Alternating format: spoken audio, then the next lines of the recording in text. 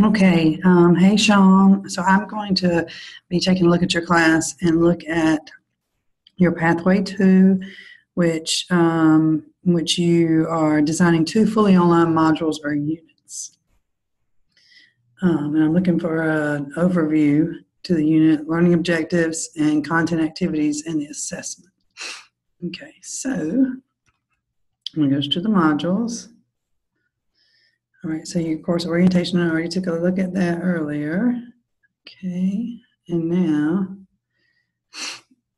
so your introduction to chemistry is your first unit here, and then the atom, it looks like that's your second unit there. So it looked like I like the way you've used the banners here for begin immediately, and then I like that you added the prerequisite to the course orientation with the due date, so that's good. So I'm going to take a look at your introduction to chemistry.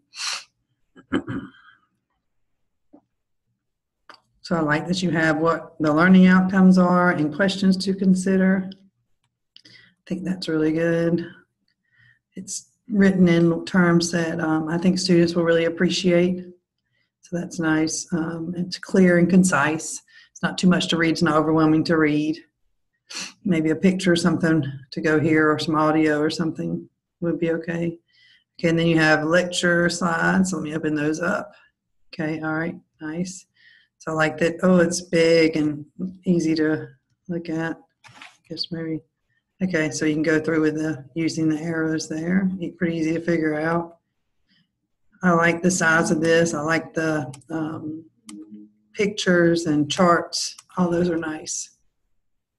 Okay, and overview. So we talk about chemistry as a complex subject. It scares a lot of students. Doesn't have to be scary. Provide you an overview of the chemistry that will provide you with a good background to build on. Okay, watch a little bit of this. So let's start at the beginning. Why does chemistry seem so hard? This is sort of a question that gets at. So it works, and I've already taken a look at your video previously, and I like that it's only 5 minutes. I like that you go over a lot of why it seems hard, why it's important, kind of what you're going to learn in chapter 1. And I think your voice is appealing and pleasant, and you talk at a great speed. So good job on that. And I like the placement of the video a little bit later than the first two things, I think. I can see it going at the beginning too, though, to not scare people and hook them really close to hear your voice and say that. So, you know, just something, I guess, just a personal preference. It certainly doesn't take away from the effectiveness of the video, but it might be a good thing to really start with. Then jump into what they're going to learn, and then the notes. Okay, so the scientific method. I love, again, you've got a nice video. You've got graphics that are good here, not too text heavy. Nobody's going to get overwhelmed. Difference between scientific law and theory. That's a great thing to add in there. Everything loads. I like that you embedded it. Let me take a look at this next slide. Okay, so here's a homework. Here, go to sampling learning, which I know you can't sign in there. I can't, but per your email, and I think I tried it last time and talked about it. So got the key code there, homework, and I know your students will actually have a subscription to that. And then the criteria and your rubrics and ratings. Great that you use a rubric and rating. I really need to add more rubric there as well. So good job on that. Clear and concise. Take a quiz, which I'm not going to take the quiz, but I'll open it to make sure it opens. I can try it, I guess, see how terrible I am at science. Yeah, I'm not going to try it. Okay. So I'm going to go back and then just come back in. Okay, yeah. Okay. All right. I'm sure I would have passed it if I had read all the slides and studied chemistry. You did a great job explaining that. Okay, and units is communication is critical in science. Students need to be able to communicate their observations with others around the world. Okay, so you're talking about different units and exponential notation. metric system, which we all in America need help with that, right? So good that you included that. Uncertainty, I like how you have these videos of you going over that for each one. Topic, I think that's fantastic. It's better than just plain old notes. And we can pause and restart that over and over. I think students will benefit from that. Accuracy and precision, good. Taking it a step further, I like it. An understanding of significant figures are critical for success in chemistry. Please watch the following lecture video I've created concerning significant. Okay, so another lecture video where you're explaining it, good. Counting significant figures. And then rounding with significant figures, and then math with significant figures. Okay, good. So once they do that, and they can rework these, that's good. You can go back and look at them. None of them are too long. And then the sapling learning thing, I like that you have the repetition of the rubric and you have repeated those steps because students will always forget that, it seems. That's good that you're being proactive there. I won't embarrass myself with the quiz on significant figures there. Okay, dimensional analysis. Okay, again, I love that you're going over these yourself, hearing your voice. It makes it very personal. And then you add in a dimensional analysis there. Good. Not too long, again. And I like that some of it even looks like you're going through your own notes there, which gives them something to refer back to. All right, so problems with the conversion factor. Okay, so this is just more on how to do complicated science, math and science. Good. I'm going to take your word for that. All right, so temperature, good. Another lecture with your notes, and then another video. I like that you're using different things, so it's not always your voice, but it kind of, these secondary videos either take, I like how they either take the concept in your notes a step further or kind of reiterate it or touch on a difficult piece. I think that's a really good way to build. And then you've got your assignment on units, same rubric, same repeated directions. I like that.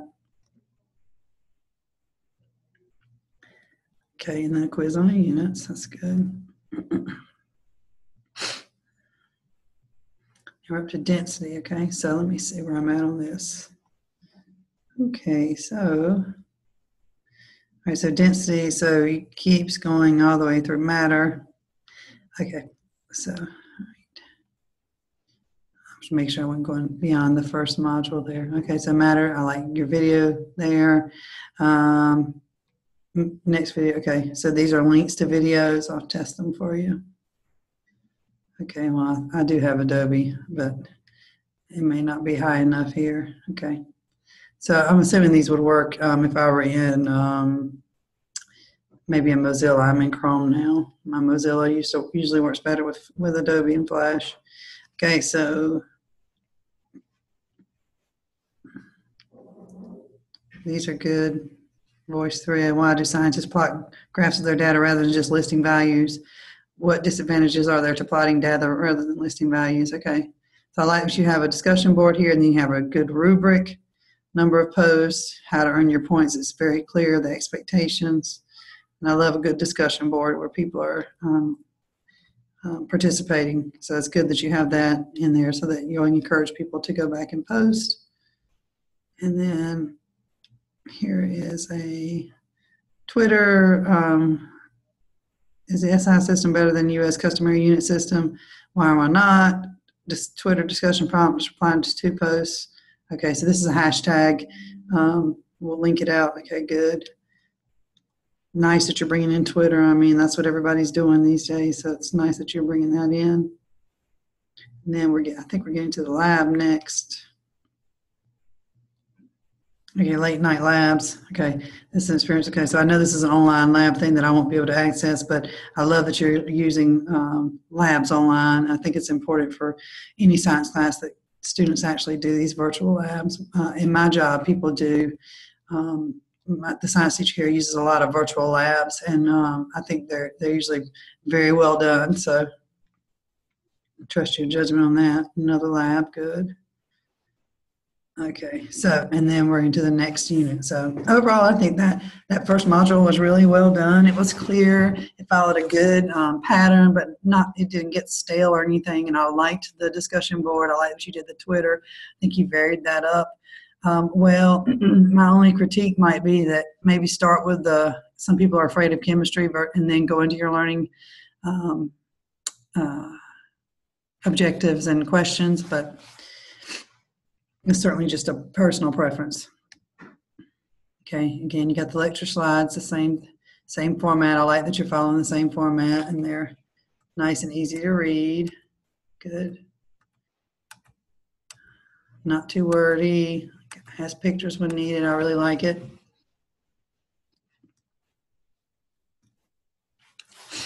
And then let's see, early history of chemistry. Okay, so you going over the notes again, not too long. But I think, again, it makes it really personal. Hear your voice. I don't know if you can put your little face up there like a video on when you're talking, or if that'd be distracting or not, but you could do that, I guess, and make it a little bit more personal. But I really like the way hearing your voice and knowing that's my teacher on the other end. And you obviously sound like you know a lot about chemistry, so that's a requirement, I'm sure, but you sound very informed and professional. But also, I wouldn't be afraid to contact you and ask a question. So I think the warmth and the, hey, you can contact me comes through in your lecture notes. Okay, and here's a video simulation of an old drop. Cool. The gold experiment. Good. I love being able to see the experiment. One of my favorite teacher ever was a science teacher, and I had her for physical science and physics.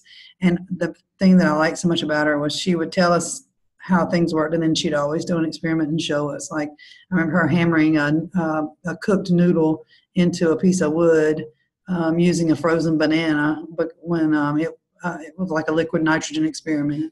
I remember doing egg drop contests and mousetrap cars, and she brought these big springs in, and she showed us how waves worked.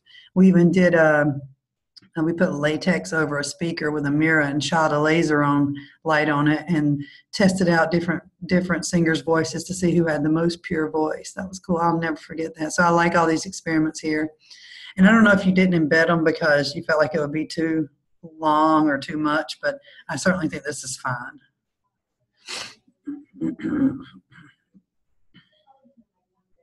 And the modern atom, good. Your voice, your notes.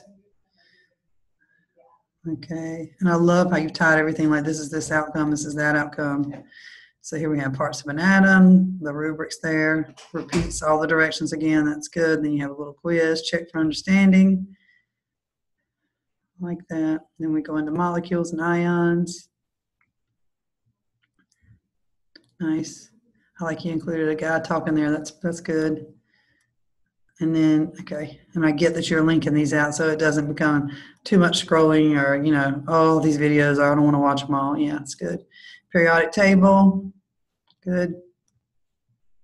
And the reactions of all these elements together, that's pretty cool. Good, more notes. Counting and weighing, atomic masses. And then the isotope symbols with the sapling learning, good. Same rubric, same directions, good. Students don't need to go find how to get to something. They can just do it there. That's great. Another little quiz. 10 questions is not too long, and a good indicator of how well somebody's doing on something. Good. You're checking up on them. I'm giving them practice and then giving them an assessment. I like that, and that they can take it unlimited. Voice thread, good. Okay, so everybody is responding to the prompt, is responding to 2 posts from your fellow students. Each initial post must be thorough and detailed. Discussion board posts are graded based on the rubric below. Good. I like that you have a rubric. I like that you're making these guys talk, and they're using voice thread instead of just a plain old discussion board, so you're mixing it up. And then again, with the Twitter discussion prompt, I love these. You're meeting them at the technology they're comfortable using. Or if not, they'll learn it in new technology. So either way, it's good. And then you've got the lab, which I'm assuming is going to be, these labs are going to give them practice in all of the topics covered there. And it looks like that's the end of the thing. So I think you did a really nice job here. Again, I love that it's your voice and you tell them it's you talking. I think that's going to serve you well going through those notes. It's kind of like some place I'd like to go to with my courses. Like I have a lot of attendance issues, and unfortunately our Canvas account in Wake County doesn't allow us to record our lessons and keep them for very long. So I thought about maybe doing some Zoom lecture notes on some, some like, especially like the introductory period stuff, like, if I'm doing Elizabethan England and Shakespeare, like why not record that and put it in there in case somebody misses it. Because our recordings will only last, I think a week and then they're gone. So, but anyway, I really like the way you set this up. I like that you have the prerequisites. I like that the development of it. I like that you end with labs, but you're checking for quizzes along the way. And so I'm assuming these labs are the assessment, that what's really counting as the major assessment tool for you. So I think that learn by doing in science is perfect. So I think you did a really nice job. And I really enjoy your homepage. I like how it's clear you're into chemistry. I love how you broke apart the periodic table. The start here, the syllabus is very clear and concise. Your contact information is right there. So I'm just really impressed, and I know this may be the first one you've done, but you're doing a great job, and like it was a pleasure evaluating your course.